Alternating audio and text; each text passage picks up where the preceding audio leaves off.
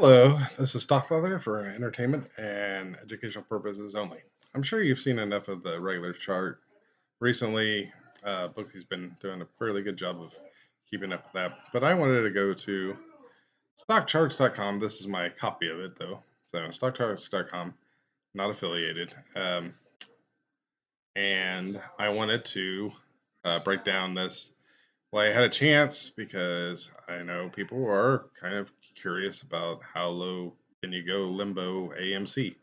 So I thought I would uh, go over the point and figure thing, and hopefully some people can understand it. So, all right, one of the first things when you come um, to the stock charts is you want to look at this right here. What color is this?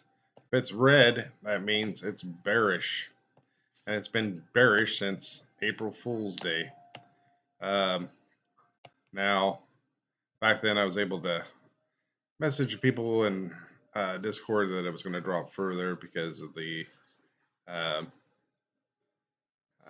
that it went below 3 O's, which it can be a spring up to 3 O's, and I'll say that right now. So, but after 3 O's, then it's distribution. So, what do I mean by that? Well, I went over these quite a bit, but I'm going to try a little bit better this time to see if I can help out. So you get rows of X's here, right? That's when every time it goes up a number, you place an X, but it has to be at least 3 X's to make a row, or a not a row, a column, to make a column, sorry.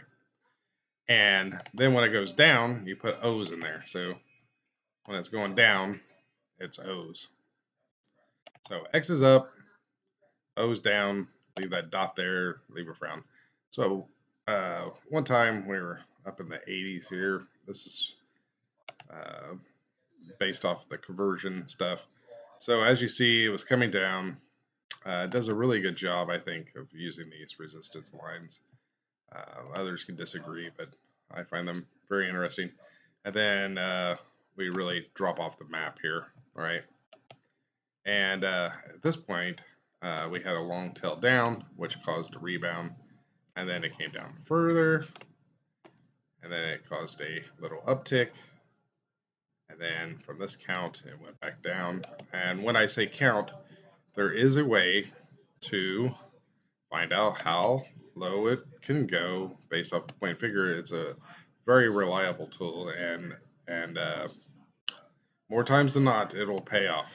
It's at least good to know, and that's the way we're going to do it today. So, how do you do it? Well, as long as you got it set up to where it's the normal 3 count version of point and figure, then every one of these X's and O's count as 3. And I'm going to explain this to you now. So for every X here that's in the middle of this, for every X, it will go down 3 O's. So 5 X's, 15 O's. But it's not straight O's, it's straight boxes of where O's would be. So here's how we do it. You start the count here. The count starts at the highest point of the range, which would be right here in this box. Okay? I didn't leave a mark, so I don't know how I'm going to do that if I just scribble something here. All right. So this green box here is part of the count, right? So we're going to want to do 15. So 1, 2, 3, 4, 5, 6, 7, 8, 9, 10, 11, 12, 13, 14, 15. And there you have it. $1.50. So when this comes down, it should fall in between $1.50 and $1.75. Anywhere in there should be fine. It should not break $1.50. It may not even come close. It may just go to $1.74. But anywhere in between $1.50 and $1.75 is the target range. Can it go lower? Yes, but it's usually only by a box or two. which would lead it to 125, but not to go below 125, or not to go below 1. Now, what will also happen then? Okay, so when you get 15 O's, it's an automatic bull signal that it's going to rebound. And the reason for this, as long as O's with no X's, is because it becomes like this, a long, tall down.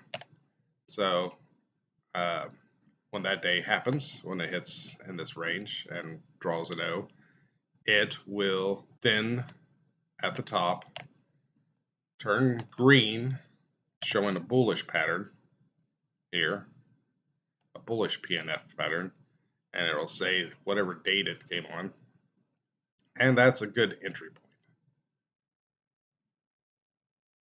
I don't know when that'll be. The thing that I'm not saying it's going to happen tomorrow, because that's one of the things about point figure is it's not time based, right? You can get counts from it, you can get other things like that, but then what does that mean? You can get a count from it. So what you'll want to see is a row of X's and then another row of O's and X's and then O's, X's and O's, and this creates a cause like this one here. See how this is X's and O's? Well, unfortunately, this cause was a distribution, as many causes in this is. This was a cause, and it distributed, did some distribution there.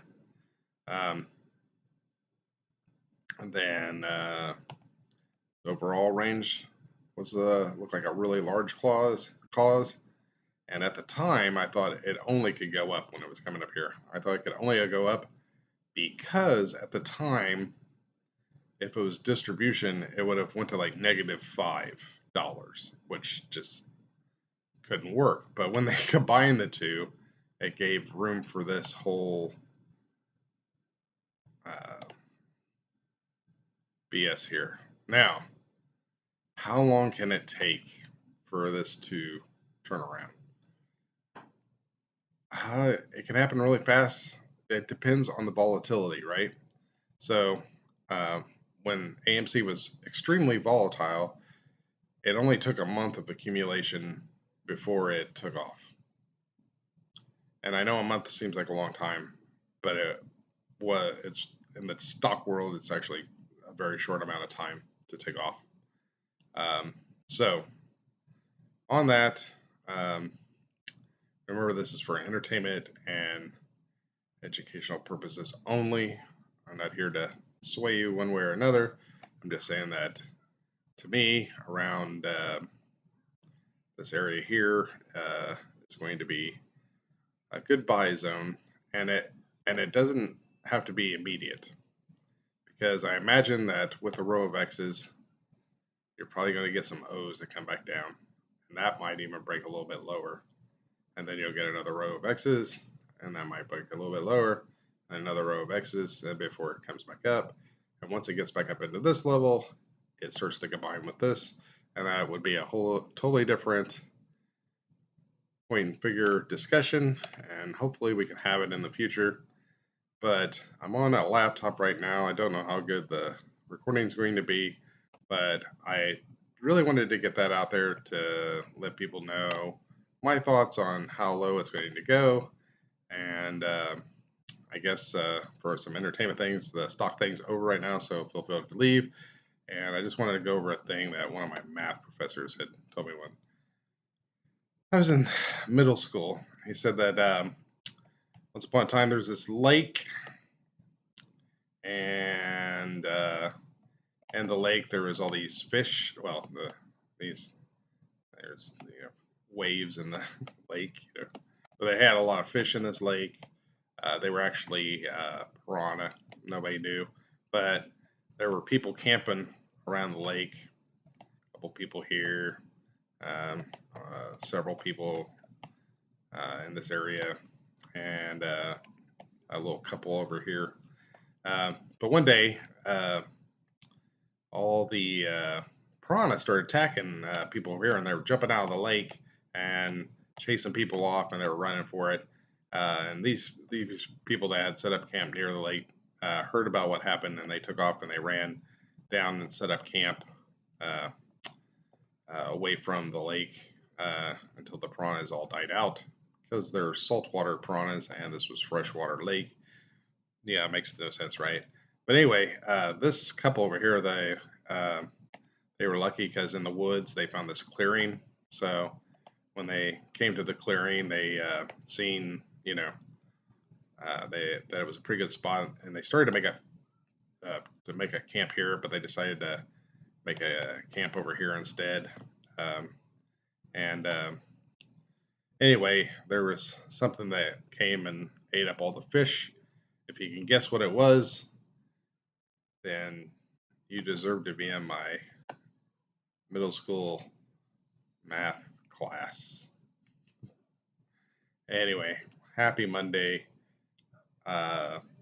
Hope that you are enjoying yourselves, and sorry that I haven't got everything situated with my move and everything to come back. But hopefully in the near future, I will be full time back at helping. And I hope everybody's thanking Booksy for sticking around and helping out, because I know he's really busy and needs the effort. He makes the effort to be there. Anyway, on that, I will catch you on the flip side.